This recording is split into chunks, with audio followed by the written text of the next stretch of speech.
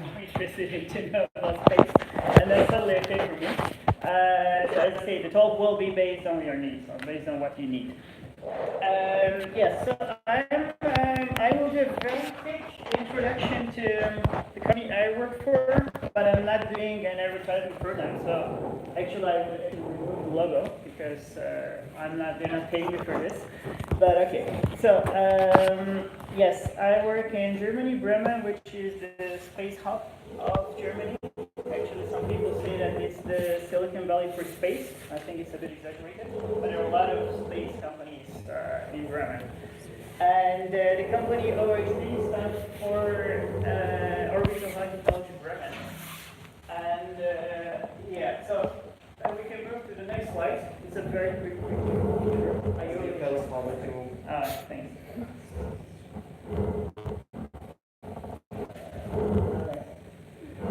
So yeah, those are our those are our companies. Those are our clean rooms in here. This is the main building, and those are the satellite integration halls. And we have a lot of different satellites. So you're trying to see the types of satellites we do. Well, there are different companies under OHB Group. There's Italy, Luxembourg, Belgium, Sweden, and other companies, and mainly in Germany. And they are spread all over Europe. So yeah, those are some details of different companies. So yeah, we have two main sites, Bremen and Munich. So there's a little bit of information about the halls. Well, they call it Galileo Hall, and then the other one is Europa Hall. And then we have this other, they're all clean rooms. When I talk of a hall, there's only a clean room. Everybody knows what a clean room is, right? No. No? So a clean room is, it doesn't have to be satellite. A clean room is having some standard characteristics of temperature and cleanliness, of amount of particles. So, and also it's very important to be there electrostatic free, static electricity free. So you wear some, well, I call them doctor suits, but yeah, some anti-static suits, and then you wear something over your shoes. And this is how you're actually allowed to touch satellites. And it is very important because there's some sensitive equipment during the installation, or even if you don't install it, if you touch the metallic part of the satellites, they can be loose. You can have some additional electricity charge. That's why you need this cleaning up yourself before entering the room.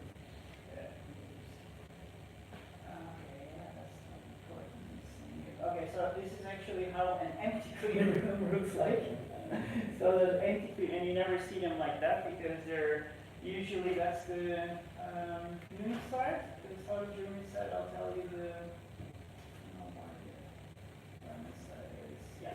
So those are the satellites that you see in the clean rooms, for example. That's the Galileo satellites rack, and exactly this is how they've been tested. And this other and on the other hand, yeah, that's all about the clean room, so I think you should go back. So normally they would be in one part of the clean room there would be some testing, so there would be some kind of metallic wall, and the other time another part of the room would be satellite integration, where there will be 20 people on the satellite day and night mostly. And the other part would be mainly in the entrances. There will be this checkpoint where you need to, remove your static electricity from your header subject. And exactly. So then we're going back to there are different aims of the project. Well, you can call it security, you can call it something else, but those are military projects for me. And there's the Earth observation projects and navigation. I think everybody knows Galileo satellite system, right? No. No? Have you heard of GLONASS? Sure. Yeah. But and I think everybody says GPS, but I wanted to know if people know GLONASS. So this is the GPS of Europe. and the Galileo system is to be fully developed by OHB. So there at the moment I think 18 satellites flying in space. It is operational, but your phones are probably not working with that one. So exactly, it is one satellite system. And there are different satellite systems like Earth observation. I worked for MTG for 8 years. And MTG is the satellite for the next generation satellite for meteorology Europe. That's why it's called Meteosat third generation. And there are different science and exploration missions like ExoMars. This is where I work a little bit in that one. And there are some dual spaceflight missions, relatively small, nothing to do much with the ISS. We don't develop those cool ISS modules and robots inside. They're like very tiny things in there. But of course, the company can put the ISS picture in there. They say we did something for ISS, but it's not much money in there. And of course, there's telecommunication. And currently I'm working for Electra. And yeah, let's skip some parts. So you have a little bit of more information if you're interested. This is for a telecom satellite called Small Geo. It is mainly developed for the Spanish operator Hispasat, and there are those are the telecommunication satellites. That's Hispasat, and there's the European Data Relay System satellite, and those are. It's a private company. EDRSC is the ESA project, and Handicars is the German Aerospace Center project, and Electra is, well, ordered by SES, ESA, NCS and ESA, but SES actually accepted the project. So those are the four main telecom projects that OHB does. Okay, a little bit more about the Meteosat third generation. You can actually see how big it is in size, and the whole system consists of 6 satellites, which covers the whole Earth, and this is one of the rarest Earth observation satellites, which are geostationary, because normally the Earth observation satellites are low Earth orbit. So now the question arises: does everybody know what a geostationary orbit, low Earth orbit is? Yeah? Okay. Exactly. So this is the MPG, and then there's another satellite system called environmental mapping, and now this is mainly done by the southern community side. And this is quite an old project, Sarlupa, which is being developed for the German military, and there is a successor, Sarah, afterwards. And you see Sarah, and then there's another military satellite which they are working on now. It's called AllSat. And oh yeah, so you see some integration actually. Okay, that's one in Brennan. So you see that's the small hole actually. You see Sarah integrated in different islands. At the moment there are 2 of them. And this is a small hole for small achievements of the And yes, ExoMars. There are 2 missions, ExoMars 216 and 220. I think most of you know that there is this around 2 years launch window to launch to Mars. Yeah, so that's why the second one was supposed to be 218, but there were some problems, so they shifted it to 220. I think they will make it to 220, but 216 was mainly for the communication. So they had a rover on it. It was a Russian rover, and there were 2 aims in 216: to bring the Russian rover to Mars, and then to continue sending images and be the next be a communication terminal for the 220 mission, because the 220 mission is just a carrying model, so it will have a rover in it. Unfortunately, in 216, the rover for the company saw switch back to the main So that's mainly for the company. Concentrate more on your questions. So I'll go through the questions. I'm not sure if I can give you the answer that you like, but we can give it a try. If you still have additional questions, there will be some time.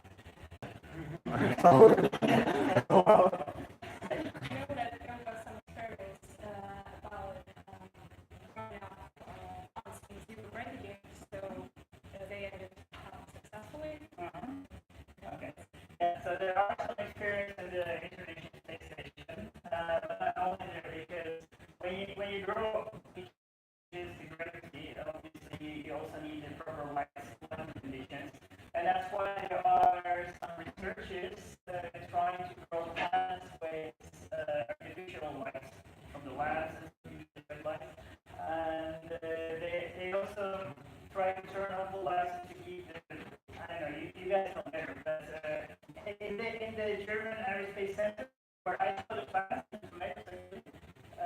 grown up by artificial lights, they taste quite good. And from time to time, they turn on lights to allow them to sleep. I don't know how important it is. Yeah. Is maintaining the rhythms. I'm from Institute of Botany, and we study plants under zero gravity conditions. No plants? It's not for plants. I say that measuring becomes really unreliable in space. Okay. Well, I've spoken to astronauts. Last year I met a lot of astronauts, and they told me that you become busy when you're in space, so you're actually trained for this, but they don't want to tell all their secrets, you know. They don't want to say that they made a mistake in there because it can become public. And I have a feeling that they've had some cases where they might have lost control, but that's why they're not alone. That's why they always have some people with them. But when you talk to the astronauts, actually almost all the astronauts I've spoken to, they love being in space. So it doesn't matter what, no matter what, they love being in space. They actually hate the robotic arm. They want to do a real spacewalk. They actually hate to fix things from inside because it's a lot of fun for them to be outside. And yeah, but this is, if anybody's interested, I can tell you the things I know about how they train astronauts, but because I've been to the European Astronaut Training Center, I don't know every detail, but you want to hear? I suppose you do? Yeah. Sure. Okay. So the thing is, that in the last astronaut selection of European Space Agency, there were, I think, 10,000 applicants, and I think they cut the number down to 80.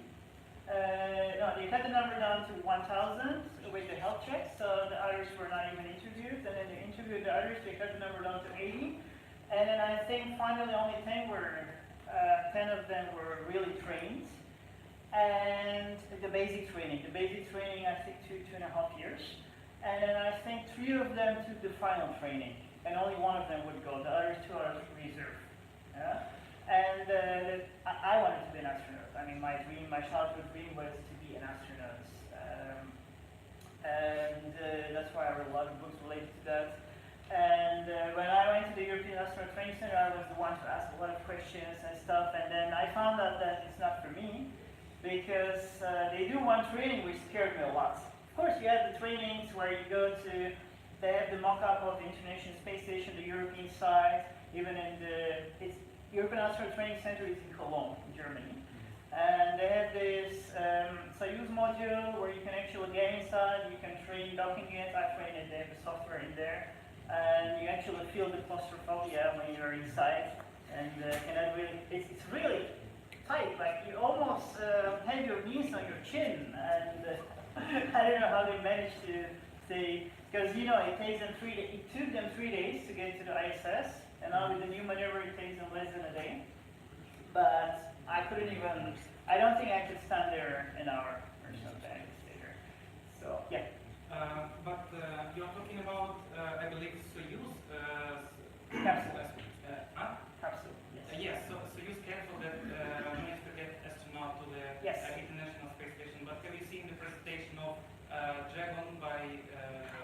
Yeah, for sure. But that's quite new. And it didn't arrive yet back, right? Well, We don't know if it actually worked.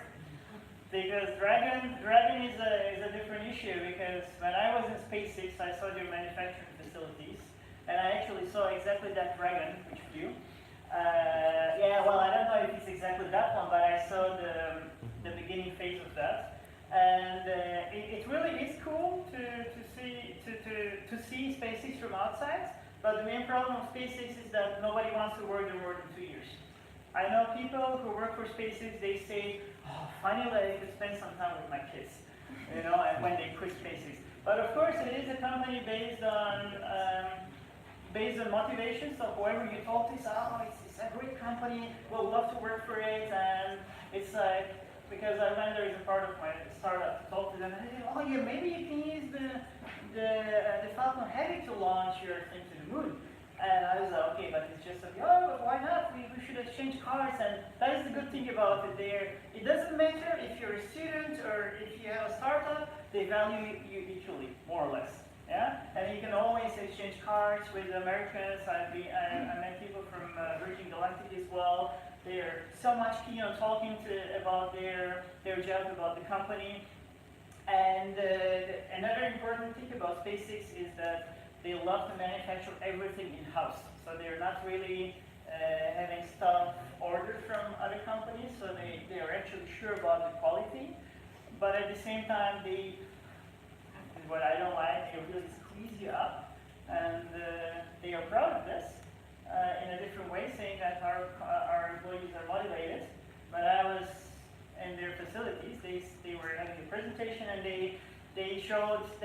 all of a sudden they went to YouTube.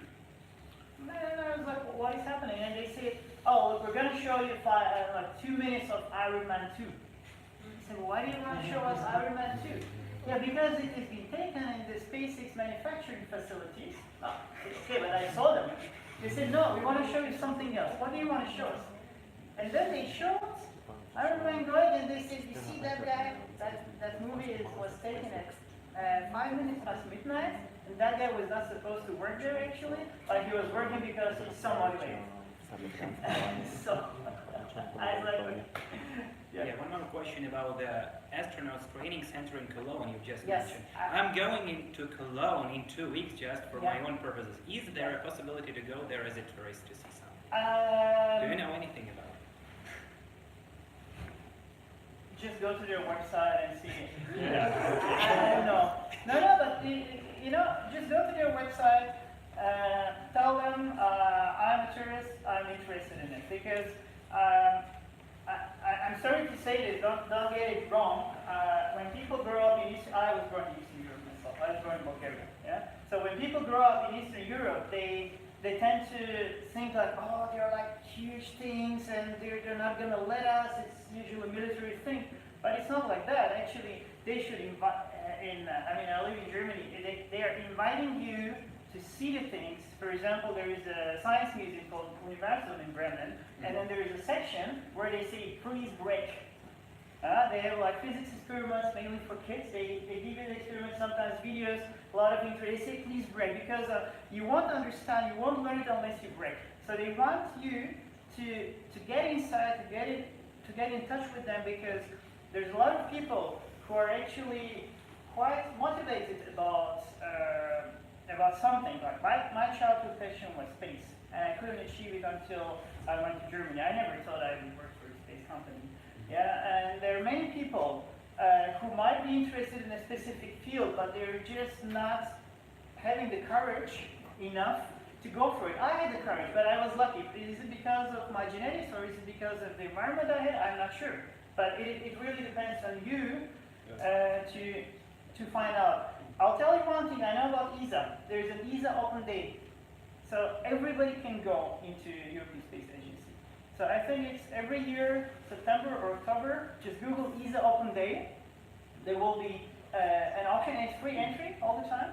Yeah. But about European Astronaut Training Center, I'm not sure. Maybe they also have an open day once a year. Okay. Just check it. But one thing about astronaut training, which actually demotivated me, there was a question in between, I want to finalize it. So you have like different types of trainings, like under pool because you want to simulate the space wall conditions, and you actually are in a very similar suit because the suit actually limits you extremely a lot. And I have to tell you, I've spoken to an astronaut who actually flew with the Russian suit, and he flew with the American suit. He prefers the Russian suit because it gives you much more flexibility, and it can be used only 10 times, and not so much like the American, but the Russian suit is much more flexible. He said, German astronaut. So, but there is also a very hard psychological training, which is was the biggest motivating factor for me to apply to be an astronaut, because psychological training is done in Italy in a cave 60 meters under the ground where there is no living species. So the idea is, I think all the biologists would know better than me, that there are a lot of pollens in the air now, that we don't feel the smell, and if there would be no pollens and nothing, what would we smell in this room where there are a lot of people? Everything. Yeah, we would smell the skin, the human skin, and that's what you actually smell. And they say it's disgusting in space. And that's one of the reasons you go there. There is no living species 60 meters under the ground. And another very big reason is because you are not having an elevator to get there. So it takes you 11 hours to get there, and they make sure it is 11 hours to go up there, which means 11 hours come on. It's like never ending thing. So you automatically shut down this idea of saying that, oh, I can get out whenever I want. Yeah? So basically, you are in space, literally. Gravity in there, but you cannot go out. And at the same time, there are times where they completely shut down the lights, and you're 5 people being trained in there, and you have to touch each other, and you have to, of course, smell each other's skin. And they say that this is also one of the trainings. And I say, okay, it's cool. But then until I learned that this 11 hours thing, and it takes 11 hours, I said no. Because I said, if I go crazy, I cannot even escape. This can have some, mental thing in my whole life. So I said no way. So that was a demotivating factor for me, but maybe some of you love being dark, and I don't know. So feel free. I don't want to demotivate you, but I heard that Americans do it in a different way. But they also make sure that you're also in a really terrible condition. And so give it a try if you want to. So, yes, so let's see what other questions there were. People interested in astrobiology could carry out researches related to biology aspects of space flight missions. I don't know. Is there a person who asked this question here? Can you open the question? Yeah, maybe you use Google Translate or something, but I didn't understand it. Can you just repeat this question? Can you tell me, please, if there are any special researches carried out that are related to space biology in this company? In your The company I work for? Yes. No. Among your friends, maybe, or Are you talking about human in space? Or what? what are you talking about? Because I didn't understand your question. Is there any possibility to work as an astrobiologist in your Yes. company? For example, to study botanics or zoology in space? Yes, exactly. That is what the life sciences department does. So if you actually Google OHB life sciences, I'm sure you will find something. And yeah. So, exactly. So you can try this, but concerning human, there is nothing. But I know some people who did something in human medicine, let's see, because I think there's another question here. The other question is, I'd like to hear about the ways of combining medicine or biology with space study. So when it comes to the medicine, there is this study field, medicine in space. I met the doctor of the astronaut training center. He came for a training in the course I went to, and he told us a lot of experiments done in the International Space Station concerning the human bones and human muscles. I suppose all of you know that we need to spend at least 4 hours a day, or maybe 4 to 6 hours, training just to keep our normal muscles. But you can't do much for the bones, because you will definitely have a bone loss during your time in space, and I think you can recover most of it, but mainly you cannot do much about this. But at the same time, every astronaut is all the time controlled his pulse, and other life equipment are always attached to them, so they actually know how the astronauts feel, more or less. And what else did he say? I'll tell you when I remember, so I didn't collect everything together. And exactly. So there is another question which I also didn't understand much. And the person who asked it can say, what are the main objectives of today's research in space? Does the biochemist have a chance to take part in space mission, or what is necessary for this? I think this question was partly answered. Or is there any... So the person who has this question is not here. Okay. So, if you have questions in between, feel free to interrupt me. Oh, yes. Can you be loud? You can shout. A lot of questions about biology in space, but I have a question about chemistry in space. Yeah.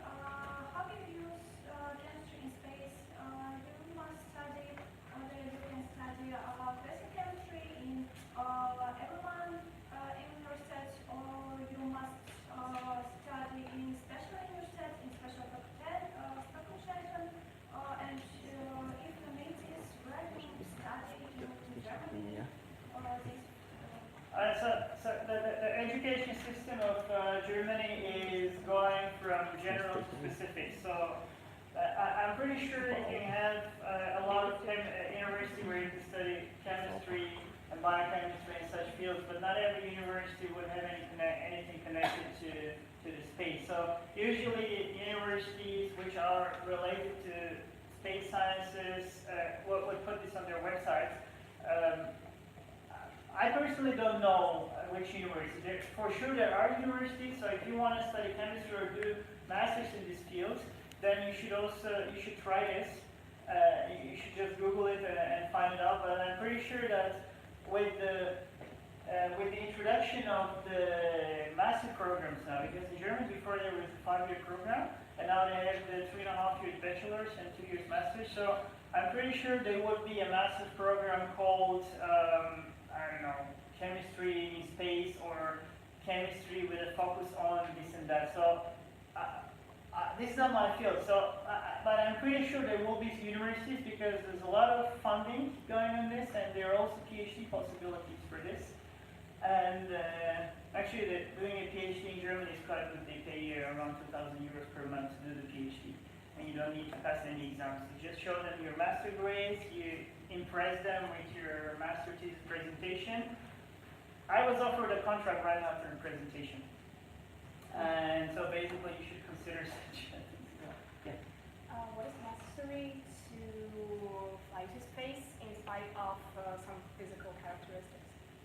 For example, if I'm a biologist, what do I need to come to space? Okay, if you're a biologist, you want to go for free, right? Of course. Or basically, let's put it this way: you want them to pay you money, because if you either pay yourself or they pay you. You cannot go for free. so basically, so far, I'm not really sure if they send any biologists to space, but they send a lot of civilians to space. Yeah. Fly like a civilian, you know? No, but the thing is, they're trying to save space while going to space. So this means is every astronaut is responsible. They're not just going there for fun. Yeah, they have to sleep around 7 to 8 hours. They have to train 4 hours. They have to eat. So literally, they're not left with much time. And in that limited time, they're always doing experiments.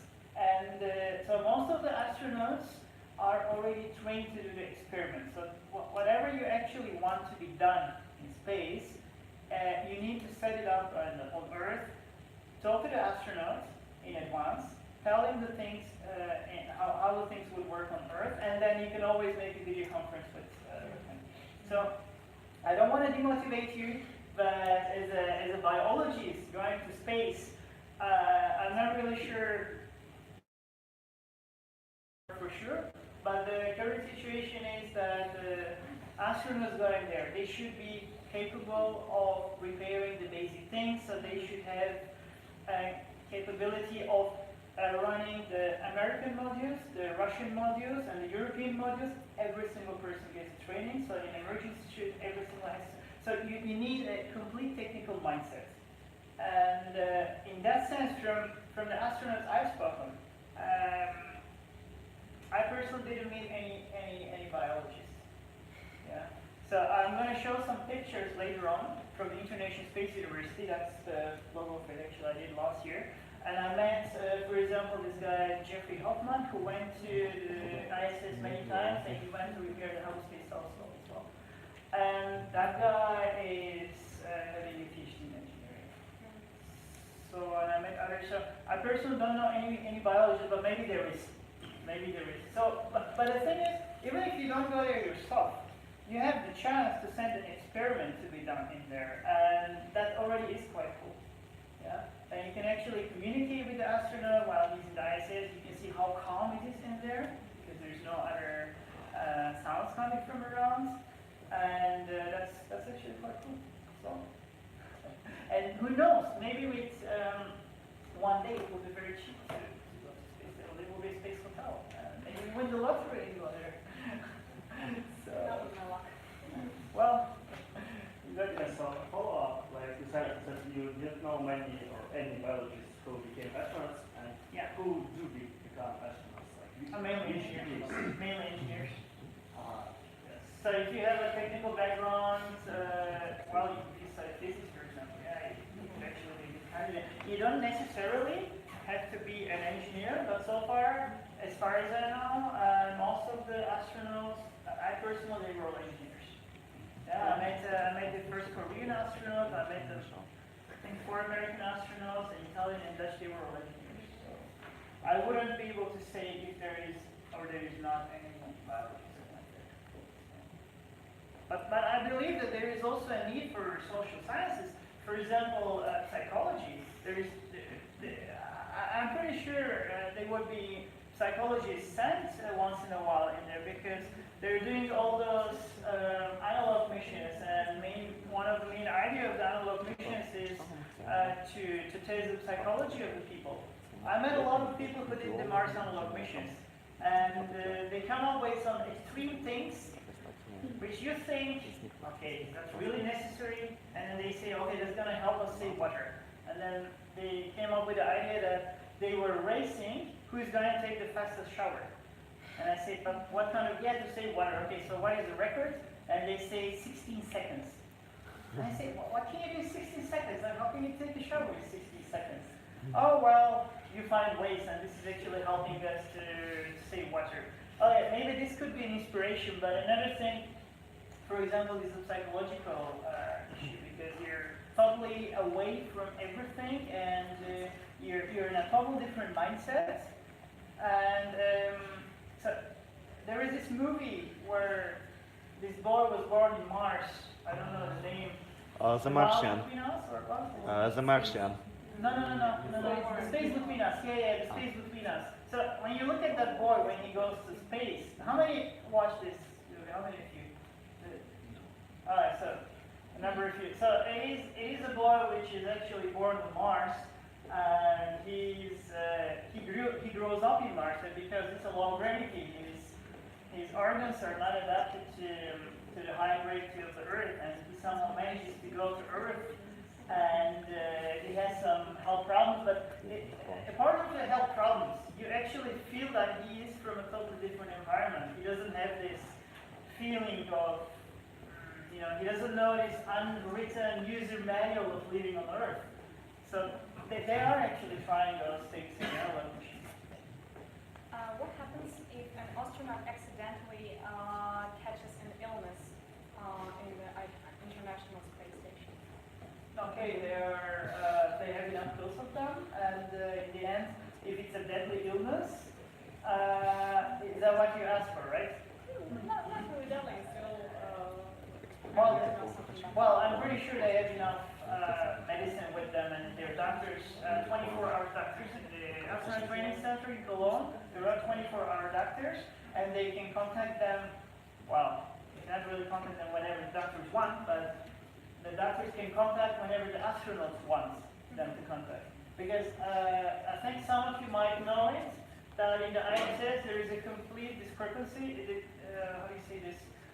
There is this complete privacy. So this means until the astronauts decide to open the channel for communications in the morning, nobody's touching them. So basically they are waiting for astronauts to brush their teeth or whatever they want to do, and only the astronauts are starting the first communication. Of course, emergency situations are different, so you can have the full control of the ISS, I suppose, in an emergency situation. Other questions? No? Okay then. Oh yeah. I'm not a student, but if I were a student, I would be interested who are accepted to the space industry. What are the criteria for selection? Can a student with diploma of Ukrainian university in chemistry or in biology be admitted directly, or would this space industry require a master's degree? Yeah. And how to do this? The thing is, I have two passports. I have Turkish and Bulgarian passport, so I'm not German. I'm, well, you can call Bulgaria part of the European Union, but, so finally, but the fact is I did my master's in Germany, so that actually is a big selection factor. So whenever you do master's in Germany, you have very high chances, because especially if you do an English-speaking master, they don't select saying that, okay, we need this program to be in English just for fun. They are picking specific master programs where there is a big lack of, let's say, local people who want to study, and they invite foreigners to study. And then whenever you see a master program in English in Germany, most probably there already is the industry for it. I'll tell you one thing, you can do your master thesis in a private company. I did mine for an Airbus. I developed a method of effective analysis of air conditioning pipes, carbon fiber air conditioning pipes of A380. And they were paying me 700 euros per month. I did it 7 months long. And then after I graduated, I went to 45 personal interviews, 11 telephone interviews, and I applied only to five places. So the companies contacted me. So that's one thing if you study in Germany. If you did not study in Germany, and if you want to work in space field, it would be important that you have experience. Yeah? We have an Egyptian guy who worked in Ukraine, and he worked in the name of Egyptian Space Agency. I don't know, I think it was EgyptSat 1 or 2. I don't remember the name of the satellite, but he was responsible of delivering the satellite. I don't know which Ukrainian company he worked with, but he was in Kiev for 2.5 years, and now he's my colleague. And he doesn't have a German, he doesn't have an EU passport, but he has the experience. So he has the experience of checking the right requirements, checking if the thing is being done in the right quality. So if you have experience, you would have. I have a lot of Turkish colleagues who work for Turkish Aerospace when he came over, and they came over, and that's a non-EU country as well. Concerning Ukraine, I cannot say anything specific, but if you are purely graduated from the university, they would expect to have some, let's say, level check. I call it a level check. For example, imagine you study in the other side of the world. Let's say you study in a country which you never heard of, like Gabon or something, and there's no way for an HR specialist to know the level of education in your country and specifically of your university. So in the end, they would just say, okay, we don't want this. Yeah, because a person in the HR, whoever does the selection of applicants, this is one of their 10 jobs. So basically, they don't have enough time. So if they have one position for one person, then imagine they have 1,000 applicants. This happens. Not in the space industry, but this happens in, for example, civil engineering industry. I had an HR specialist giving me a presentation saying that to one position they have like 10,000 people. And so the thing is, if you are from a country that they don't have experience with, you might get a rejection, but this shouldn't stop you for continuing the application. But the way to make it easier for you would be to apply for an internship. And some of you already asked questions about internships. So to be accepted for an internship, it is much easier because they actually get to know you, first of all, and second of all, when you do an internship, let's say in this case Germany, they don't do it for 1 month, they don't do it for 2 months, they do it for 6 months, because they consider that the first 2 or 3 months you will be learning the things, and then you will be efficient in the last 3 to 4 months. And this actually is quite good because you learn a lot about the atmosphere, the way they work, the way they think, and this doesn't mean that you have to adapt the way they think. You can come up with your creative ideas and change the way they think actually, if you can do the things more efficiently. So the important thing is to have a connection and have the reference afterwards, like a reference paper. And this will open you a lot of doors. And alternatively, you can do your final thesis. As far as I know, in Ukraine, you do your final thesis together with the lectures in your last semester. That's how I learned. Is it true? Or do you have a specific semester where you actually do only your thesis? No. Yeah. So you do it while you're having lectures, right? Yeah, Yeah. they have a reduced amount of sessions, but we do have none. Yeah, exactly. So this is not how it is in Germany. Normally when you do your thesis, you do nothing else. And that's why you can do it in a company, and you can give yourself 100% to the work.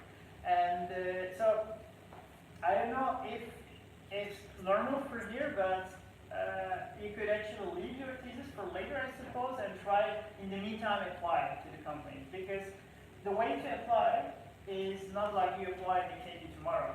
For my master thesis, I applied 7 months in advance.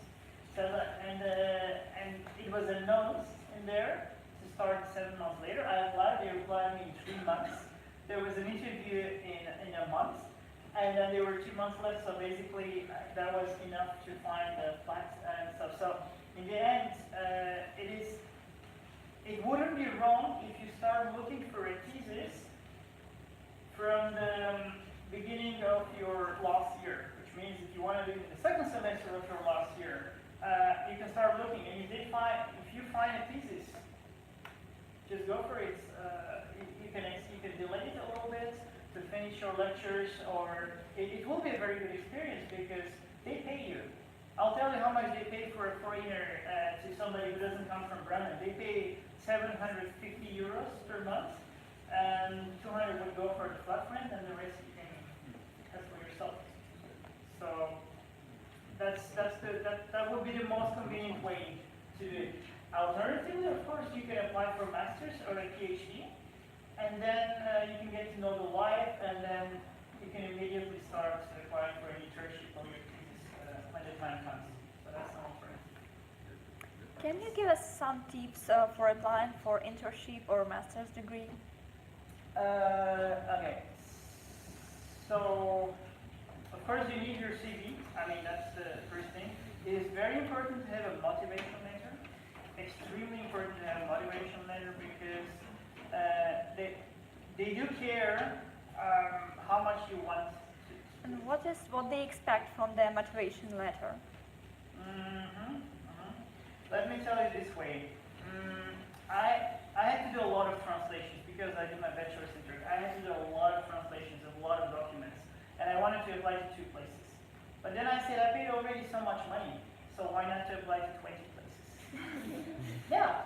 Sometimes you come up with ideas which sound stupid, but sometimes you get you got accepted from a place that you never thought of, and this can open different doors. And you never know unless you try every 20 possibility. Because if you have 20 possibilities and you apply to 19, I say you're wrong. Well, if you already give the energy of applying to more places that you want, why not to try one more? There is this Yulia would know today. She picked me from the airport. Actually, I just arrived from the airport. She picked me from the airport. It's a simple example. I had to withdraw money with my German card from the cash machines. I think we looked at 7 or 8 cash machines. They were taking 50 hryvnia, 80 hryvnia commission. And then I tried and tried and tried. The last one took no commission. But if I wouldn't go to this last one, then I would have to pay 80 hryvnia. Maybe it's not a lot of money, but why should I pay 1 extra cent more while I have the time to try it? While I have the energy to try it? Because it sums up. It's not only about the $2 that you lose, it's about the mentality that you develop. And the mentality you develop would actually save you a lot of time in your private life and also at your work. Yeah, so it's, and that's why when you develop the mentality of trying every single possibility, and only then you can actually get. Do you think I found this master programs easily in Germany? Nobody from my university, from my friends, circle of friends, knew that they would be master programs in Germany in English for free. How I came up with this, I studied mechanical engineering in the bachelor. So what happened is, I was like, okay, so I can't really do much in space, and what can I do with this? Okay, let me do the bachelor thesis in space. There was I say, because you have to know, I was born in Bulgaria, and I grew up with this, I think also in Ukraine, many people will talk about Yuri Gagarin, you guys know 12th of April, and so the thing is, I grew up like this, and I read a lot of books from Isaac Asimov, who gave this things a lot. I read over 30 books from him. Yeah, and I kept this motivation alive. But when I started to study mechanical engineering, I said, okay, what can I do? I don't know if I'm going to do masters because it's not very common in Turkey to do masters, but let me do something related to space. And I really pushed the professor to do something space related. They didn't want to give me a thesis because they said, oh, we cannot support you. I said, no, I would like to do this. And I managed to convince them verbally, and then they created a topic just for me. Yeah? And then, let me finish. And then what I did was I said, okay, I would like to find internship positions in Europe, let's say, in order to have some more international experience, to be different than the people I am with. Yeah? And then, luckily I lived in Istanbul, so every country has their consulates in there, and you are actually living in Kiev. So I went to the consulates. I called them, I sent them emails, I went there personally. I had to lie a little bit saying that I'm coming from another city because they said, oh, we're already closed. But I said, yeah, but I'm coming from another city. And the chances they're going to check is like very low. And even if they check, they won't put you in prison. So I wanted them to let me in. I used some small lies to get in, and then they took me in. And then they were motivated, they were surprised. They said, how did you get in? I said, well, the security guy just let me in because I'm coming from another town and I had to return tonight. Yeah? And then the people were already impressed how I got in. It's not a big thing, you know, why are you coming? But they already were impressed. And then some people wanted to help me. Yeah? And then they said, okay, I tried a lot of ways, but only one of them worked. And believe me, if I wouldn't try every single one, I would not be able to get to that one, because if you're demotivated for 1 or 2 times, then don't do it. Yeah? If you want to do something, try every single chance, so that once in your lifetime, after 40 or 50 years, or maybe I'm exaggerating, let's say after 20 years, you will not look back and say, oh, I should have tried this. Yeah? So I always do everything possible, and if it doesn't work, just leave it, learn from it. Then I say, okay, I tried everything, it didn't work, so there's no other chance. And that's how I actually got to some connections. And this way, there was a German embassy who sent me to the Goethe Institute. And then I said, well, what will this institute do for me? Why would they send me there to find an internship place? And then I went there. They said, oh, well, who sent you here? I said, oh, this is this woman. And then she was like, okay.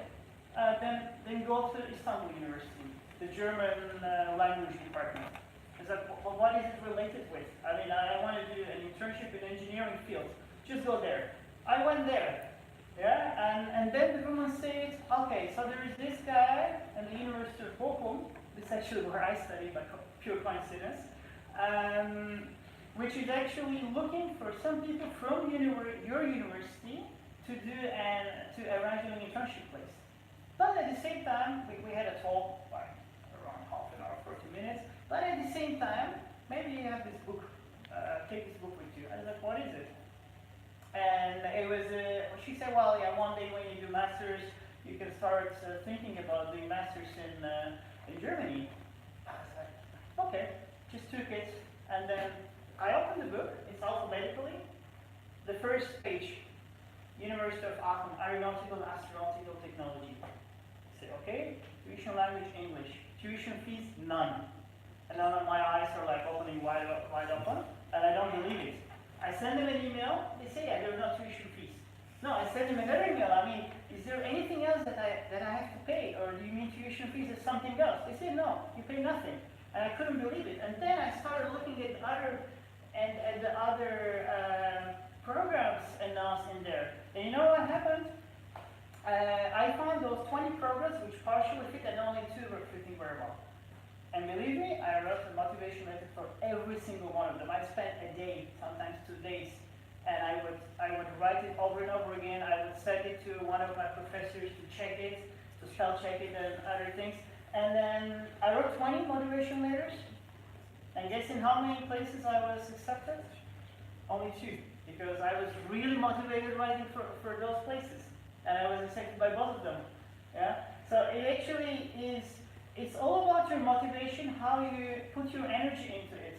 Yeah. Because unfortunately I'm not saying that it's all my genetics, that I'm trying every single hole or spot or something. Maybe it's the environment that brought me there, but one thing is sure, there is nobody sharing his experiences like I do to you. So you're actually many steps ahead. And that's why I want to do it, because there are a lot of people which have their own passion, and they just don't have the courage because of their environment, because they don't have, I don't know, maybe your genetics.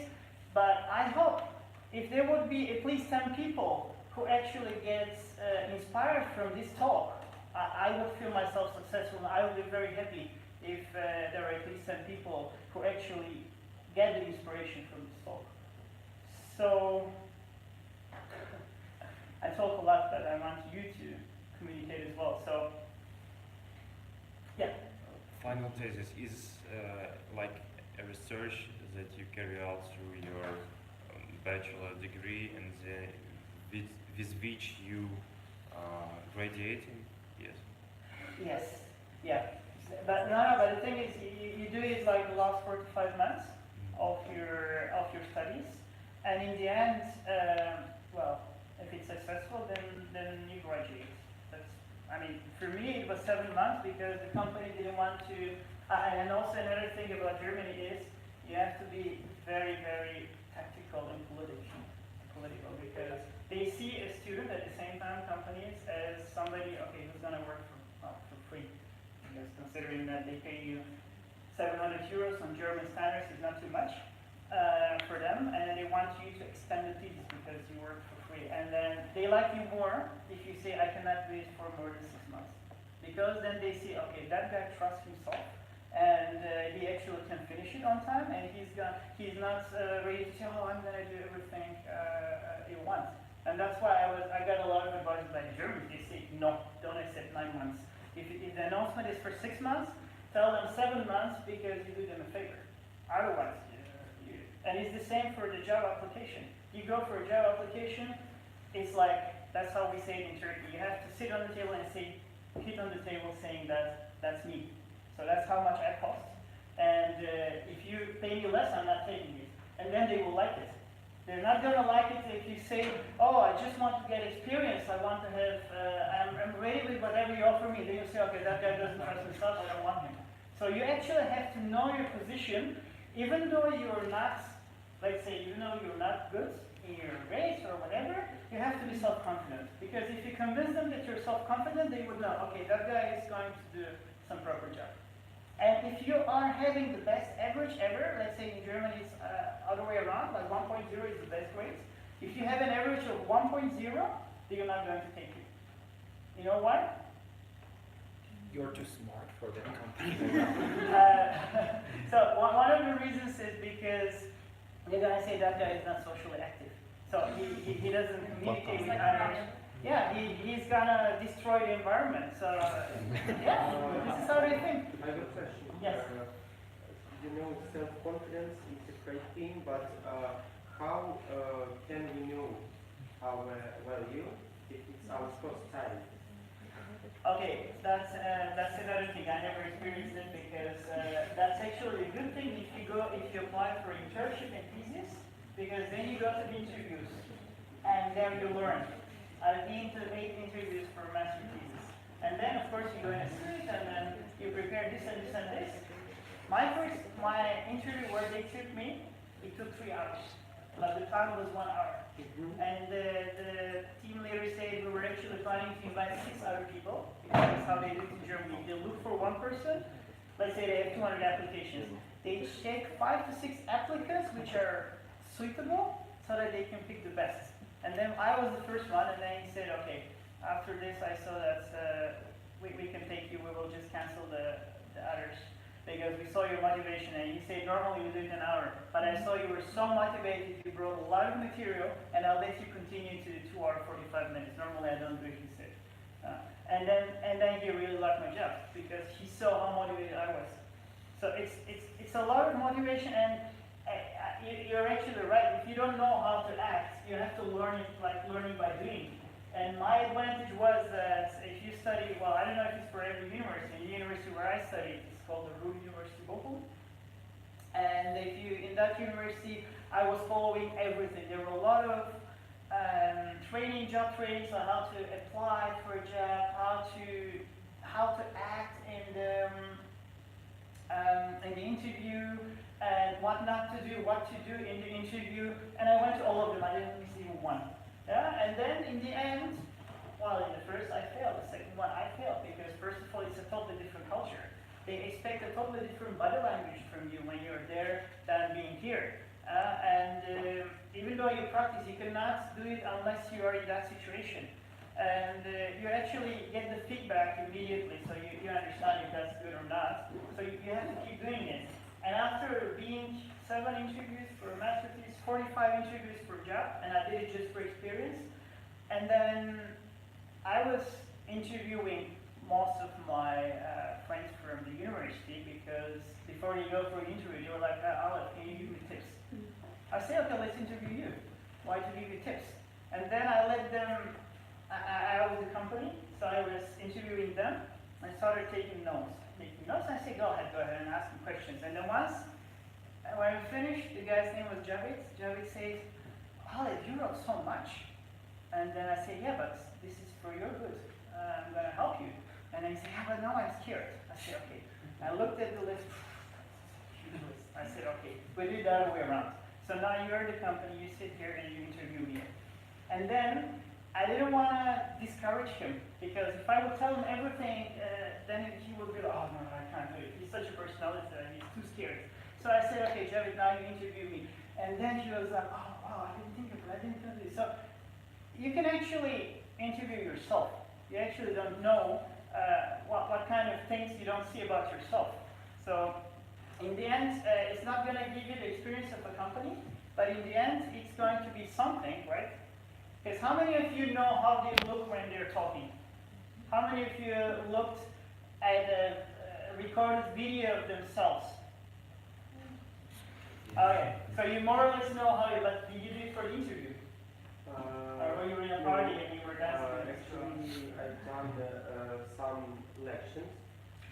Yeah, and some interviews, but I didn't see myself at the interview, only on the lections. When people are looking. If you guys are scared about this, and if you get an interview, if you really apply to a German company, and if you get a Skype interview, let's say, I can offer you just, I'll give my contact data later on. Just write me and I'll do a Skype interview. And I'll give you tips. So if you're interested, I can give you this tip, but don't just ask me for an interview without being called from a company. And concerning, actually back to your question, what you need is for sure a good CV. And the good CV is a Europass CV. Just Google it, you'll find. It's a very standard process now. If you do it in Europass, all the companies like it. And another thing would be, as I say, motivation letter is very important. And every single thing that you wrote in your CV, internship or whatever, you have to be able to have a document for it. If you don't have a document for it, don't write it. Because they would say, okay, what did she do there? We cannot have a proof of it. Even if it's in Ukrainian, you translate it in English, but you send it. Otherwise, they would say, alright, so they're not sending documents, they're writing things, and this can be a reason of appreciation. They can just, for you, the HR person is you offer an HR person, let's say, 20 seconds of decision. So first decision, but they're like, delete, don't delete, that's it, because they don't have time. I'll tell you, one HR person is doing so many things that you cannot imagine, and this is the last thing they would actually pay attention. So if several things are not there, they would just erase your application. And there are ways to go around it. Actually, okay, let me tell you the way since I started. Before I worked for Airbus, before I started OHP, and then I applied there and I was invited for an interview. So I said, what should I do? Okay, I need to be different than other people because I'd like to do it. I like to work there. And what I was thinking is, okay, I should prepare a PowerPoint presentation of the previous projects I worked, and I already have the PowerPoint presentation of my master thesis, which is not so old. But then I said, okay, but many people can come up with this idea. I have to do something different. What can I do? And then I went to LinkedIn. I wrote OHP, and then I saw a bunch of people registered in there. I also did, I also looked for Facebook. Yeah, and I think I wrote to 30 or 40 people. I don't know who was relevant to this position. So, and then I wrote to every single one of them, and I read their profile. I wrote them, okay, look, I'm interested in this. I didn't tell them I applied because they may think I'm trying to take advantage of it. And then I think every single one of them, except one, said no, or I'm not interested in talking to you. And that guy started talking to me. He goes, oh, hey, how are you doing? It's a cool company. You should apply. We're looking for engineers and this and that. And then I said, okay, great, looks good. And then he was like, but you should apply. And I said, yeah, actually, I didn't tell you, but I actually applied. Oh, great, so you should wait for the results. Actually, I have a result. I said, I'm having an interview in 3 weeks. And he was like, oh, okay, great. You should, okay, let's meet. He said, let's meet. And then I said, oh, okay, that would be great. But when can we meet? And, oh, next week I'm going to US for a business trip and this and this. And we ended up meeting the day after. And we spoke 5 hours with him.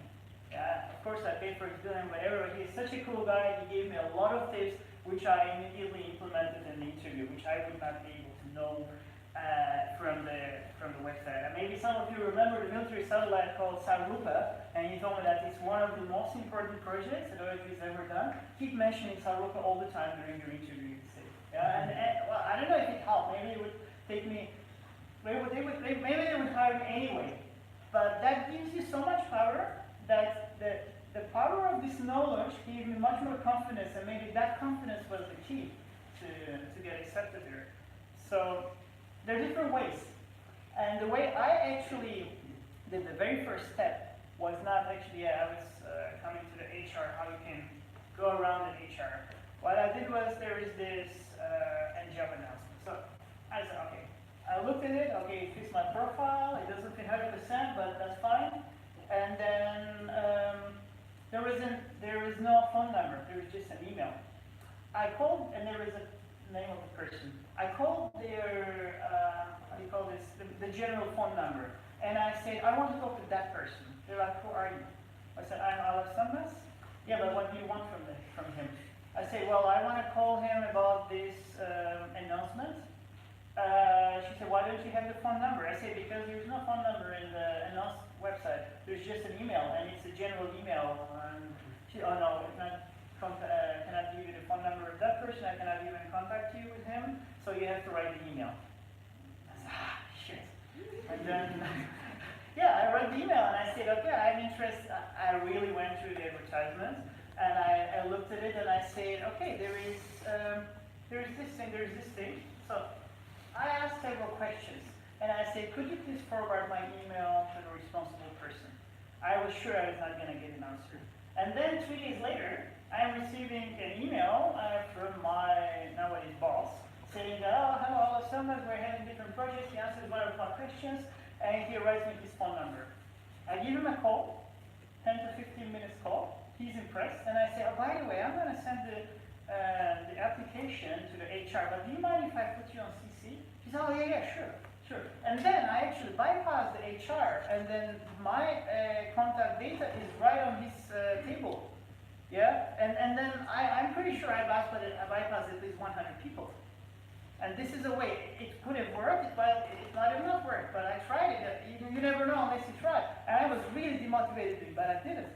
So you have to get used to doing things that you don't like, if you know that there is a small chance that they're going to bring you something. So there are more tips that I know, but you need to ask me questions to dig them out. I cannot just tell you this. And you know that there is no guarantee that I can answer your question, but and there is no stupid question. There's only a stupid answer. So keep asking. Yes. Sorry, she was first.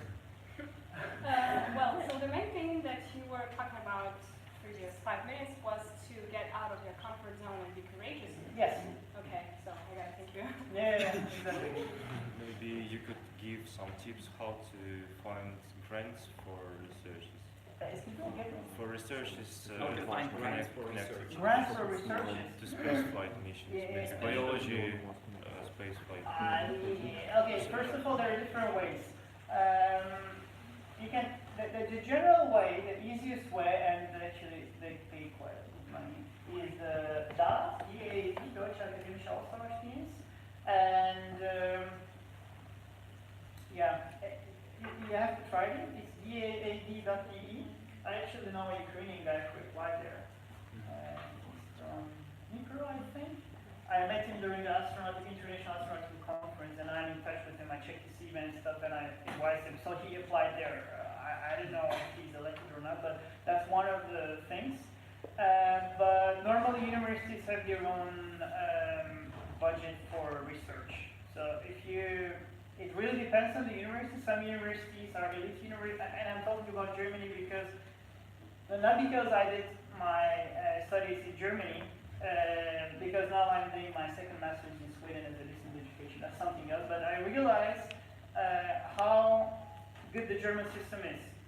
Yeah, and I'm not German, so I wouldn't be advertising it for no reason. So I should apply directly to at the university, yes. So I applied to where I had the PhD offer, which I rejected actually. I just went to the university. It was the University of Karlsruhe.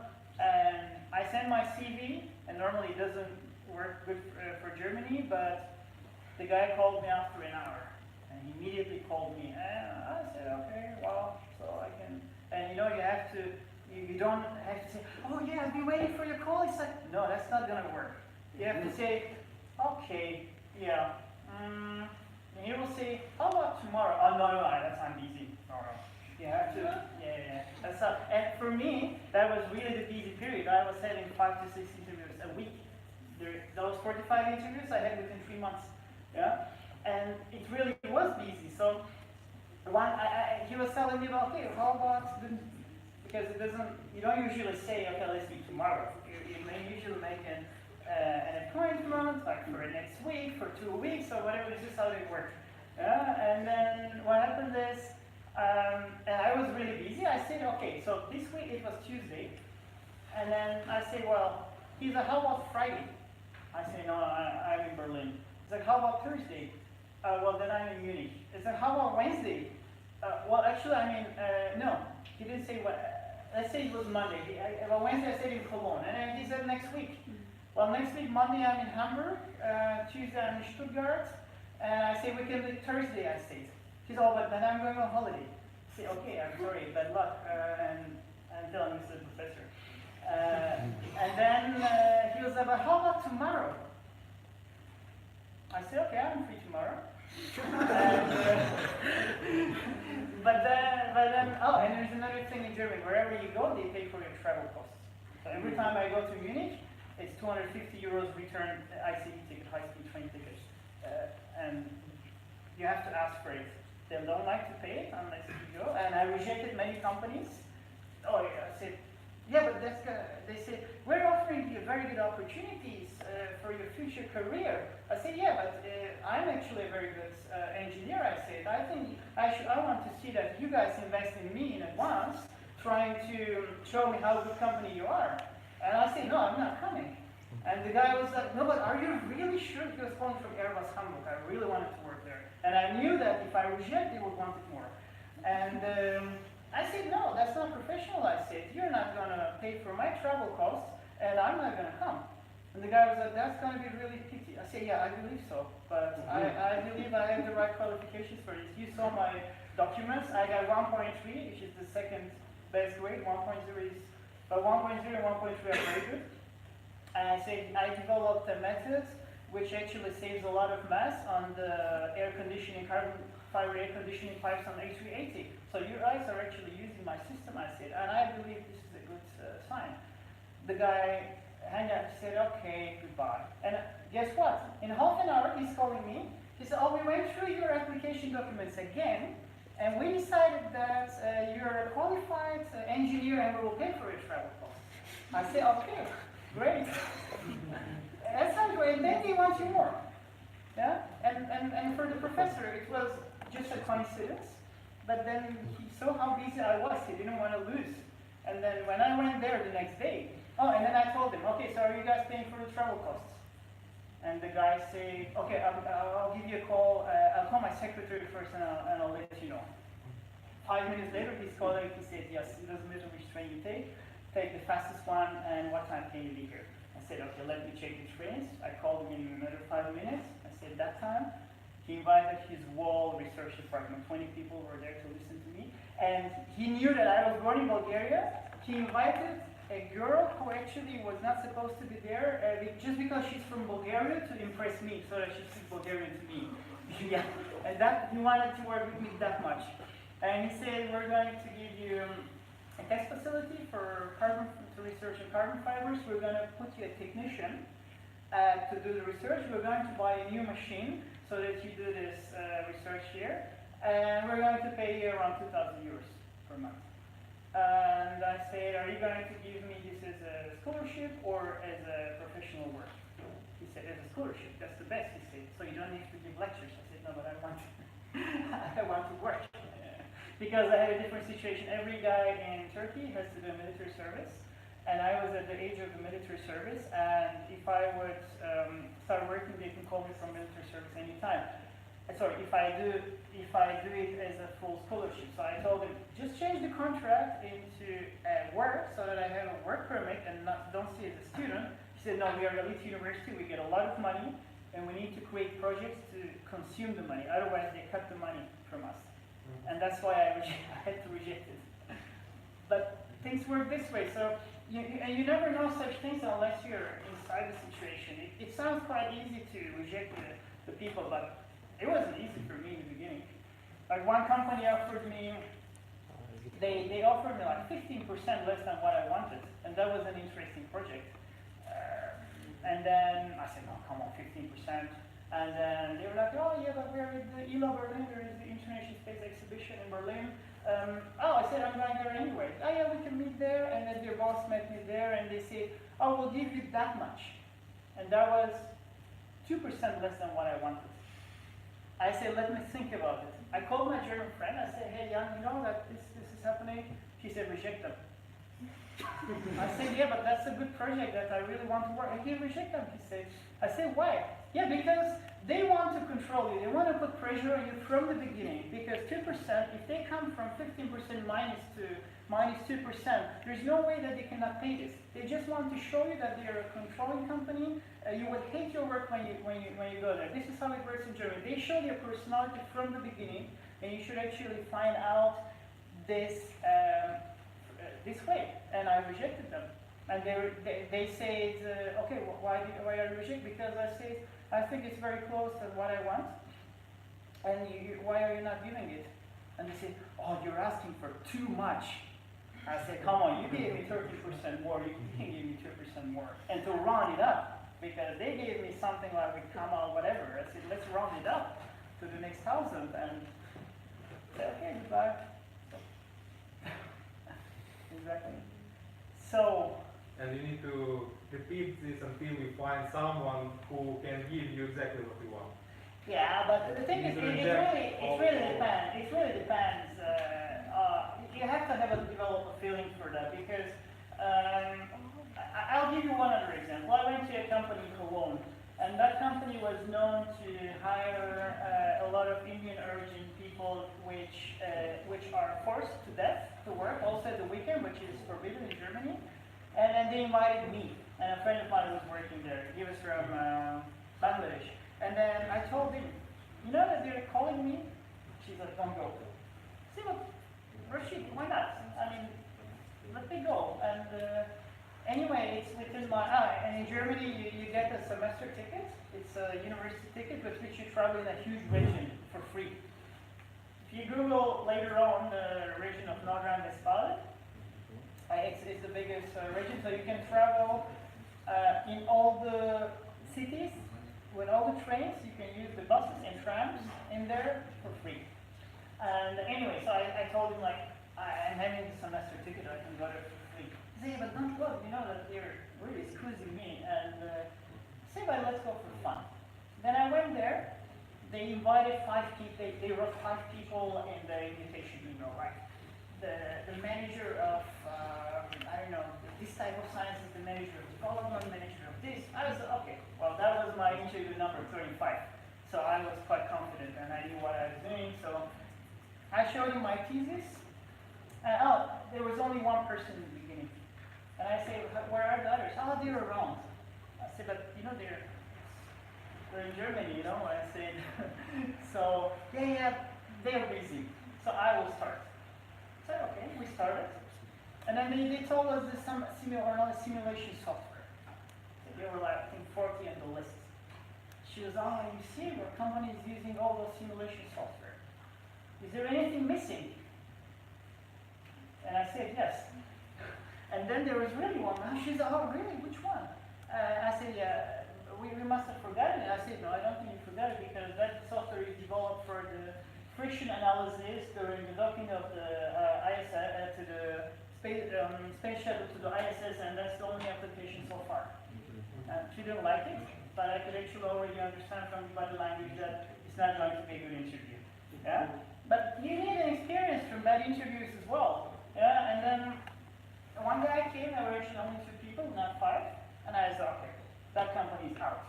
They invite me. I come from 2 hours away, and you guys don't even bring people who are already here, who are written in the email. And he was, your thesis? Okay. And I was like, fine. And then, so what did you do? Yeah, I did this. Your thesis? Okay, fine. And then they were really trying to humiliate me. And I said, okay, so what can I do from this thing? I came here 2.5 hours, and so I don't want to lose 5 hours. So in the end, I told them, okay, so for me, there are also my conditions, I said. So my condition is to see that the company respects me. Oh, we respect all of our employees. Yeah, but I say I want you that you respect me. I want to see you respect me based on the salary you offer me. And then I told them like 20% higher salary than the normal expected salary. And they were like, and I really don't know if I can do it again, but they really pissed me off. And I said, okay, I want to see their face in my behavior. So they said, but that's too much. And I said, yeah, I'm too good. And then they were like, yeah, but the thing is, you never unless you experience this. And I said, why would I waste 5 hours to see those stupid people? At least let me try and see that face expression. So, Sorry, but I don't know if it is okay to overestimate your value. For example, you're saying, well, you know, I'm too good for this salary, and then people start checking you if you are too good. I don't know. That's no, but that's the thing. If you normally when you go to an interview, you have to be 100% confident with what you think, what you say. You cannot just say I did this, because when I did my thesis, it's 90 pages. If he opens it, any line, I can confirm it the way I did it and why I did it that way. Because if you wrote 90 pages, this means I researched 2,000 pages, and those are the summary of this, and because I developed the methods of research, I know every single thing. There's nothing that I cannot answer about the things he's asking me. So of course, you cannot just say I'm too good. You have to prove it. And it was like half an hour explanation of what I did and what the problem was, what kind of methods I tried, which methods worked, which methods didn't work, and where I was inspired, from which other methods I was inspired, and why I chose that method, and how I came to the for sure that needs to be there. Yeah. So exactly. Big silence. No other questions? We can finish if you want. Yeah, we may proceed. And also we have photos. And oh yes, there are photos. Yeah. Okay, let me go for some other questions here. Alright, so there is an internship at OHB under space companies, computer science students especially. There is this, there are 1,000 people, around 1,000 people working in the headquarters of OHB in Bremen. So I think around 300 of them are in the field of IT. So there are very high chances that you can get an internship in there. You just have to check the website, or just write career OHB and Google it. And so if you study IT, it's a very good chance. And there's another question: is it possible to learn non-IT subjects without entering the university? Who asked this question? actually, a schooler. Yeah. I believe she's not here. You asked it. So you don't like the concept of the universities, or why do you? No, we're being told that we can learn kind of programming at home because we already have computers, we have everything, and we don't need university. But what is about chemistry or engineering when we are supposed to work at machines and we don't actually have it at home? So Well, we learn it from courses. I know that there are some engineering programs which are 100% online. Yeah. So the thing is, but I'm not really sure if this would work for chemistry, because if you do something about the field of chemistry, you need to do some experiments. It's not my field, but I can imagine that. I did a lot of experiments myself during my studies. I did case studies, I had communication, but now I see the world in a different way because I'm doing a distance MBA in Sweden now. I've never been to the university even once. I did all the exams online. Now I'm doing my second master thesis, MBA thesis, and I see it works. I mean, the thing is, once you develop the self-learning process, if you have good books, I think you can do many of the things. I don't know if it worked for chemistry specifically, but I mean, of course, it's still a university, but it's online, so you don't need to go there. And I suggest you try. There are a lot of online courses for free. You just Google online courses for free, and then they give you even courses for web design. Well, that's mainly IT oriented, but give it a try. Normally, the way I looked for some online courses for some friends who were looking for a job, and I said you can do that one to improve yourself. And then all of a sudden, I learned from them that you can actually do the whole course online, which is a week or 2 weeks, and then they check your exam, and you pay only if you want the certificate. But the knowledge you can keep for yourself, so you don't have to pay anything. Give it a try. Exactly. So, if I'm a student, how can I have an opportunity to learn, work, and explore a possibility of life on other planets, for example, Mars, and make such models? Alright, so, who asked this question?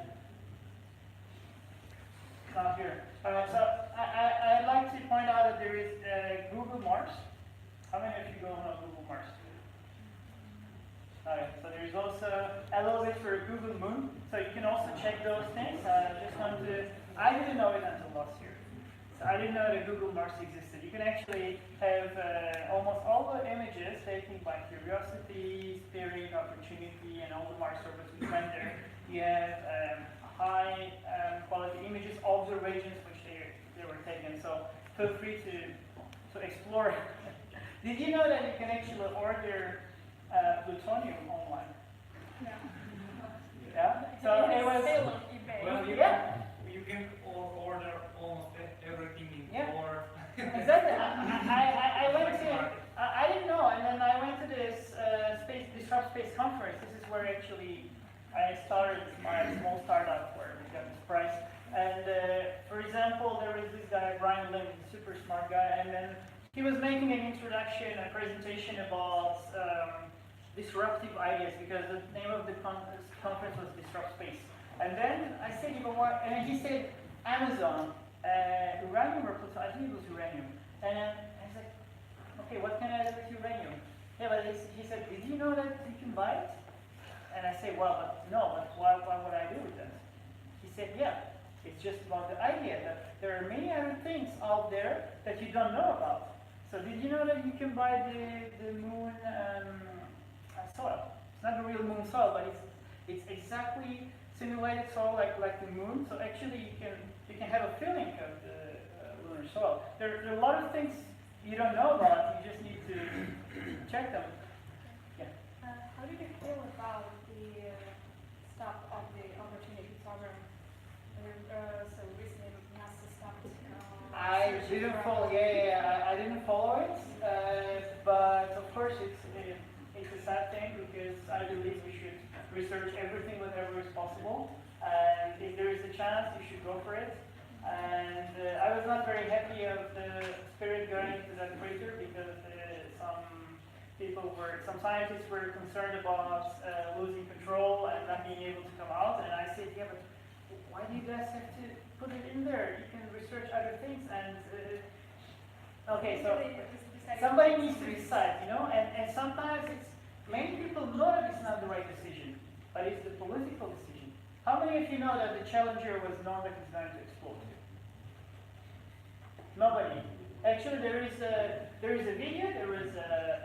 There was a designer who was giving everything he could to stop that launch because he found a design mistake. He was a subcontractor company to NASA. This was a $1 billion project, and his company didn't want to lose this further contract. He said, no, it is going to blow up. He told it will be 20 seconds or much earlier. There is a design mistake, design failure in there. He's going to blow up. He managed to convince his managers, just because he's so good, to make a call with NASA. One day before the launch, he managed to get NASA people on a telecom, and he said, it's going to blow up. And then they said, think again. Think about your contract, because the launch was delayed many days, many weeks, and there was this low media pressure on them, and then they said, no, this thing is going to fly. And they said, no, it's going to blow up. And then his company said, his whole team said, we confirmed that it works. And he was the only one who rejected this. It flew, and I guess who was fired afterwards? He was fired himself. He tried to save human life. He tried to save a big project. But so the decision is sometimes political, and unfortunately, we humans are not knowledgeable enough in order to look for some smarter decisions. Unfortunately, we sometimes use our feelings. We use this and this and this, and in the end, what happened to those innocent people that are highly qualified and trained people? So.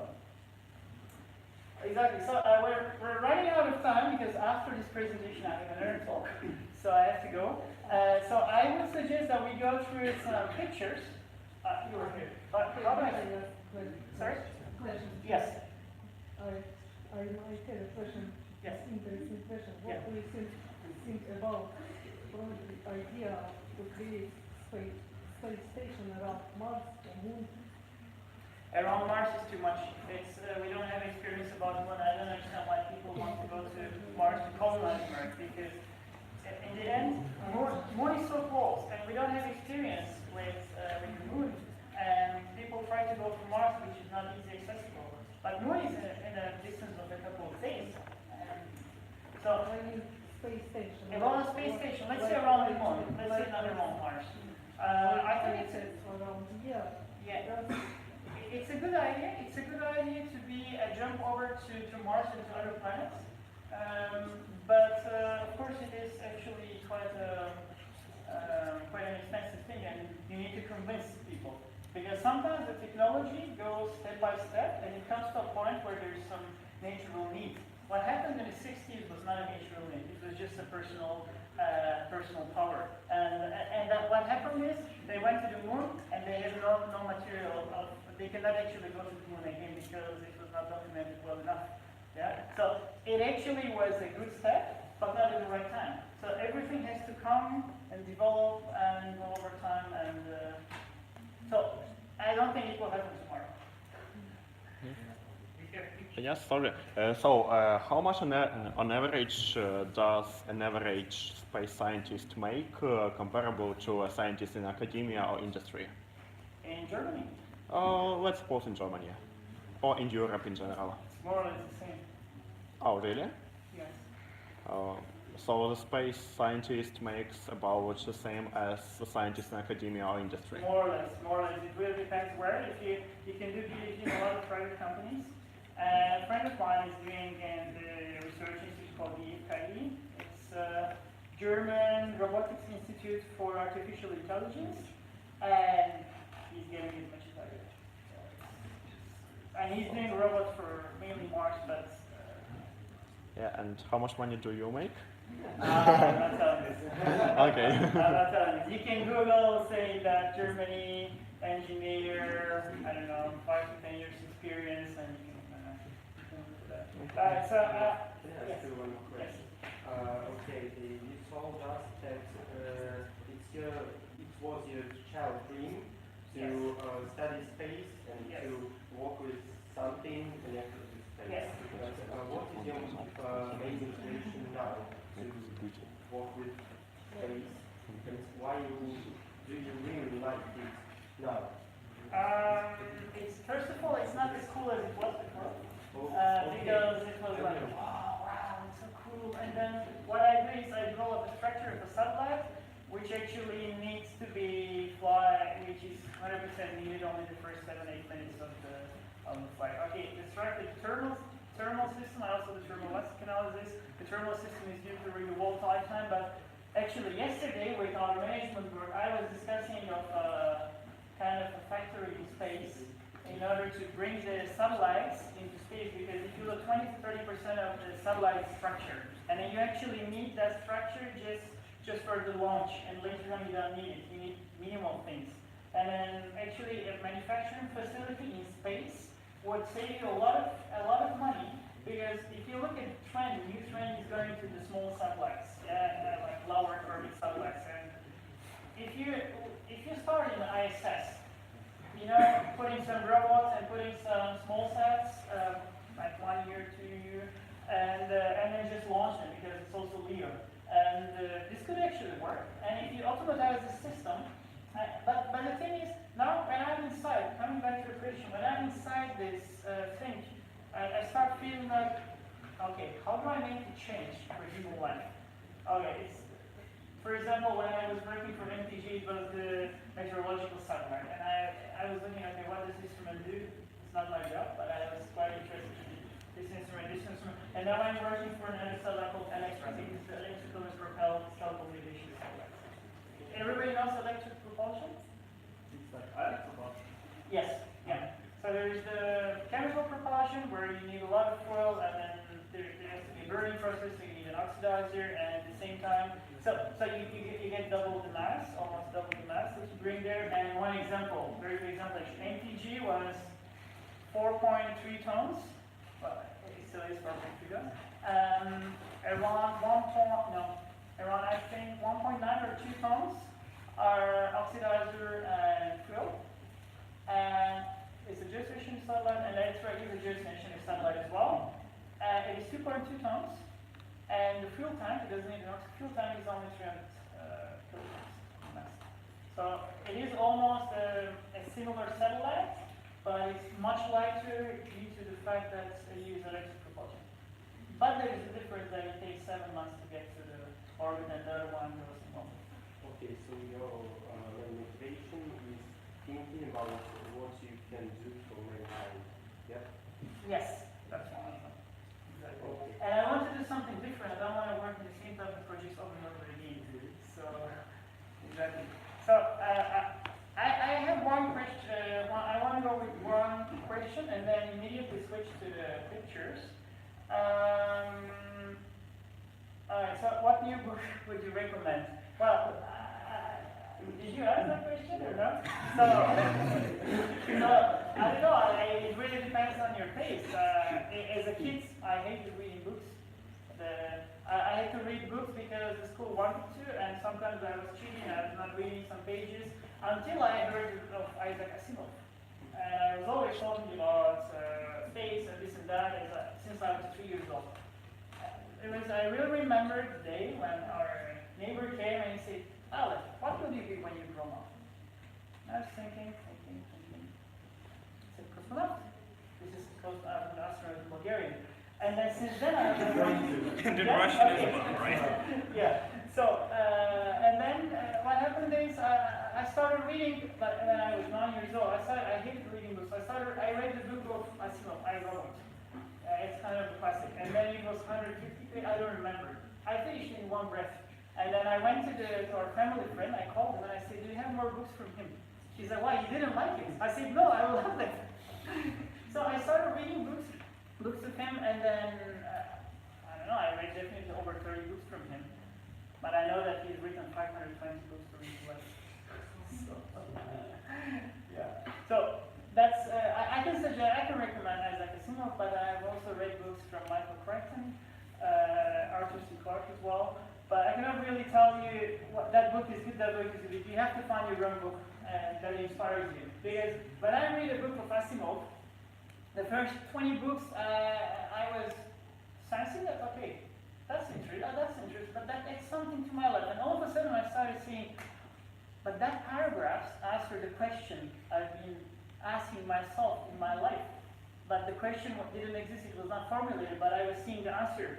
And then when I read for every book now. When I read, if the book doesn't answer some questions about my life, I don't like it if I don't learn anything. Sometimes the book is fun, it's fun to read, it's a page turner, but if I don't learn anything, I don't do it. The quality book for me is when I see the backside after I read it, I should have at least like 15, 20 page numbers, and when I go to that page, I see that paragraph.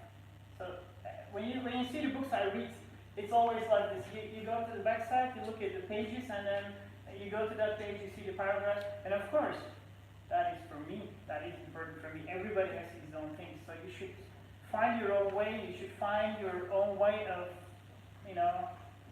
taking advantage of reading books, and you should find your own books. You shouldn't stop trying. So, yes, so we're running out of time, so I want to start, last year there is this. No, one more question. One more question, okay. What about, we speak about work, but I have a question about online work for students. What, online? Online work. Online work in space. Some for students when we start. I don't know. No. Once you start working in the company, you're going to do your laptop, you can work from home, but until you I'm second year student. Yeah. But I don't know. I can create some work for you. For my startup that died actually because we didn't have the finances. So if anybody's interested in space related work, I can give you topics to research, and then you come back to. Yeah. Actually, I'm actually preparing a questionnaire for my MBA thesis. It's about cultural intelligence, about how the leaders are leading, like your teachers, your professors. So maybe some of you, if you're interested, maybe you can ask your professors or also fill in the questionnaire yourself, because there will be a questionnaire for the leader and for his subordinates. So if you're interested to take part in my questionnaire, feel free, I'll give my contact data soon. Feel free to write me.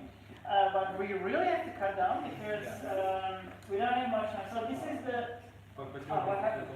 Everything's okay. Yeah. So one way of doing the network. Can I use this? Sure. Yeah. Try. Okay. No. Okay, doesn't matter. No, So, okay, you can bleed. So one way of doing networking in space in Europe is to go to space conferences, from space or International Astronautical Congress, and the other one is to do the International Space University. So I did this last year. So it's called the SSE Space Studies Program. They have a massive program as well. And so it's a 3-month program where you see 4 to 5 astronauts who are teaching you, and they do a lot of fun activities. Last year, it's every year in another country. Last year it was in the Technical University of Delft, which is #1 in aerospace. Maybe some of you know her in Delft in the Netherlands. And this is where ESA is, European Space Agency. And this is actually the t-shirt they gave us from the ICU. And once you get there, it's the biggest space-related networking you can do in the world. So when I went to US to see to NASA and SpaceX, whenever I see people like who are like, oh, you're ISU as well. It's like, oh, SSP 18 or SSP 15, and they become like buddies. So I say, what is this ISU program? I keep hearing this. I'll do it as well, I say. So I went there, and there are some inside pictures from there. They're only from my camera. So let's just go through them quickly. That was the, go back. That was the opening, actually that was the graduation ceremony for Chinese students because they didn't know English, so they were there 2 weeks before. So that was their graduation ceremony. And yeah, let's move to the next one. So this is in the technical university. No, that's in ESA. That's the booster. I think Ariane 5 booster. Let's go to the next one. Oh, okay, that's as well. That's fun. That was during the opening ceremony. And yeah, so the funny thing is, I was given, there were 36 countries represented. There were 135 people from 36 countries. And they asked me if I want to carry the Turkish or Bulgarian flag. I say, well, I want to carry the Turkish because I'm Turkish origin. But they say, yeah, but if you carry the Bulgarian flag, we guarantee you being on the stage. Because there are too many Turkish here, but you're the only one who can say you're Bulgarian, and we actually want more nationalities. I said, okay, I'll carry the Bulgarian. So this is me carrying the Bulgarian flag. So let's move to the next one. That's the Dutch astronaut, I think his name was Andre or something. Coopers, surname is Coopers. Not a good quality picture. But yeah, go to the next one. And that guy is, what was his name? I forgot his name. That's the guy who went to repair the Alev Sonmez. So he was giving us the opening lecture. That was the lecture hall. He was giving us the opening lecture. And yeah, exactly. So that's right after the lecture. It was their 5 days, I think. Yeah. Next one. That's the first Korean astronaut, probably the last, I don't know, South Korean astronaut, So Yoon-gi. And she went for the astronaut selection just because she wanted to see the process of selecting the astronaut. And I'll tell you one thing. She was around the last 10 and she was sent to Russia for the trainings. And only when she went to Russia, she heard of Yuri Gagarin. She didn't know about Yuri. She wants to be an astronaut. She didn't hear about Yuri Gagarin until she went to Russia. And she's not ashamed of sharing this. She was teaching us for 2 weeks. Okay, well, anyway, next one. Alright, so those are culture nights. That was Bulgarian culture nights. Okay, I can use the laser pointer. So there are some homemade stuff made by my granny here. I was giving them to the other SSP participants, research participants. This is typical Bulgarian sauce with pizza. Yeah, next one. So that was next to the beach, close to Isa, with the Chinese. They pay all of your drinks, by the way. We go out. We ended up having dinner on the beach. Yeah, and also partying on the beach at least 10 times during 3 months, paid by them. So that was one of them. So go ahead. That was the ESA facility where that's not a good picture. So they were the astronauts. There was an astronaut panel somewhere. Here, astronaut panel here, and those are some Ariane models in there. Ariane 4, I think, and 5. So yeah, let's move to the next one. Again, right.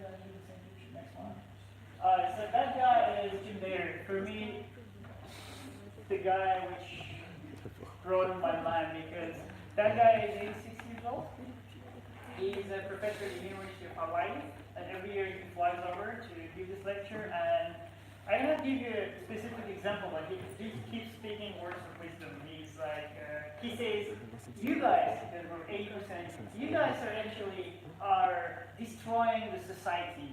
We were like, oh, how come? Yeah, because you guys developed the Galileo satellites or the GPS so that people are using navigation and they don't have to wait anymore when they go to a small place. And you guys are you guys developed the mobile phones with which people always talk wherever they are, and the people don't meet anymore. And such things. He's right, of course, but there's always the plus and negative side of everything. So yeah, next one. Alright, this is our key project phase, and those are we were the key project leader. So this is Tom, the Chinese, Filipino, Canadian, Indian from Dubai, Indian from India, Ireland. Next one. That's how many of you know The Hague, the city The Hague? Is there any lawyer here? Nobody. So this is actually the International Court of Justice in there. So because we were in Netherlands, we didn't see only space-related places, but we also saw the Court of Justice. So move next one. That's from the garden. Yeah, next one. Alright, so that's I'm the judge. Next one. That's the Turkish seat in there. So yeah, next one. This is our key project phase. We're having this room for over 2 months for us. Those are our team project members. And Carlos from Spain, Joel from Portugal, Francesco from Italy, and next one. Alright, so that is Wool networking. So that was in Airbus, and they gave us a presentation of it, and I say, okay, boring stuff. But the thing is, you see that I have a headset, so they were actually not shouting. And so everybody had a headset so you could hear them. And then they gave us a piece of wool. And then they said, okay, take one side of it and throw it. And then we kept throwing, and they played a really cool music. So they said we're doing wool networking. So that was really fun. Yeah, next one. So that's a kind of a small satellite that we did in there. So there are some heat sensors. There are some heat sensors. There's light sensors which you can see on the computer. That actually goes to the computer screen, and you can see how a small cell works in physics. Next one. Okay, I think most of you know this picture. You already exactly. So next one. Okay, that's I don't know where. That was in Belgium. We also went to Belgium, the old town, just chilling around after the company presentation. Next one. So that was a geology workshop. We did a lot of geology workshops. So we analyzed some stones and rocks in there, and we also compared them with some pictures that were in Mars. We tried to find similarities. And so those are stones that we found there. You don't see very well. And then we were saying something. We were putting examples into plastic bags. Yeah, next one. So that was the rocket launch competition. There are groups where we created very, very small rockets and we launched them. And that was not the launch rocket, that was just somebody for entertainment in there. Next one. So here they were announcing the winner, but the rockets were already launched, so I don't have pictures from the launch. So next one. Okay, so those are my buddies from there. Next one. Okay, that's the MSG, Meteosat second generation, the previous one of the one that I worked for, but not developed by OHB. Next one. Okay, that was one of the days at the beach. You see, SSP 18, Space Studies Program 18. So that was the Space Applications Department. So we worked there. That guy works for NASA, Corey. And she's from JAXA, Japanese Space Agency, ESA, water, space lawyer, Tom. And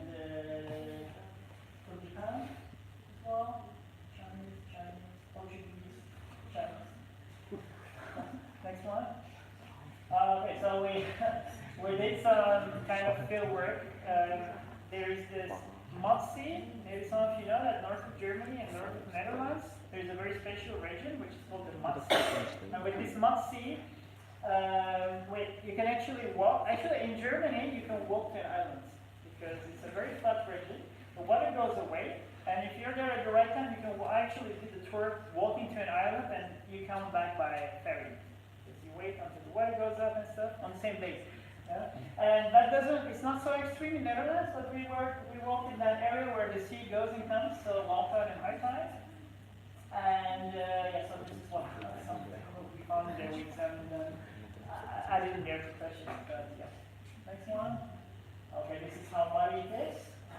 The mud here. So yeah. Next one. Alright, so people are looking for algae and other stuff. And a lot of worms here. The residuals of the worms. So anyway, next one. Okay, so there is also the space masquerade. So you wear different costumes and. That was actually Constantine, actually a Bulgarian guy. He carried the UK flag. I carried the Bulgarian. Anyway, so Constantine was wearing he was like space manager or whatever. And anyway, so next one. And then there's some other people dressed up in different things. Next one. Okay, this is actually guy from Israel wearing my jacket. He asked me. Next one. Yeah, those are from another SSP. Next one. Okay, so this is, and this, what was the company's name? It's in the South Netherlands. There is this, I don't remember the company's name, but we went to their facilities for technical visit. So, and I hate to do standard pictures, so I love doing extraordinary things. Okay. Wait. Sorry, we have to go. Give me 5 minutes. Okay. So next one. So this is in Norway where European Space Agency is, and there is this like Stars Walkway, and in this Stars Walkway, it's not like in Hollywood that you have the stars. There is a venue of astronauts, so they were opening to astronauts, and that was the ceremony in there. So next one. Okay, just another fun picture on the beach. Next one. Okay, that's another fun picture. Next one. So this is me in there. Next one. Okay, so the party in there. Next one. Okay, that was BCS Systems, which actually ordered the satellite I work for now, Electra. Next one, that's SCS again. Next one, SCS again. Okay, so we also did some lab work in there.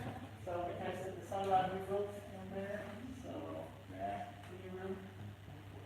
Yeah, we did some final presentation this way. So next one. That was in a small airplane. Alright, so there were some presentations in different forums. And this and that, so yeah, move on. Okay, another one, the wrong. Do the last one. Next one. Is it finished? No. No? Okay, so we have stage light, that's the graduation ceremony, that's totally me. And yeah, so that's a traditional hall in which city was that? I forgot. Leiden. Actually, in that hall, Albert Einstein gave lectures. So, well, anyway. That's the graduation ceremony. Next one. Okay, next one. Nice. And that's the Leiden. It's a really nice city. Next one. I think it's finished. That's finished. Okay. I think that should be a great idea to take a group photo. Oh yeah, sure. If we have some minutes, like sure.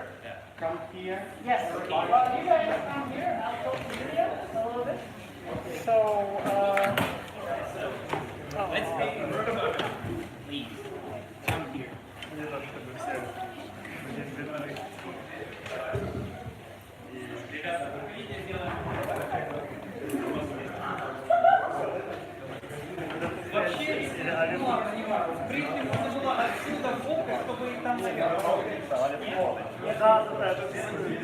Групповое фотосальто, как объясняю, это круто. он все правильно делает с каждой платформой. Это очень Хотите ближе к стенке? Ближе к стенке.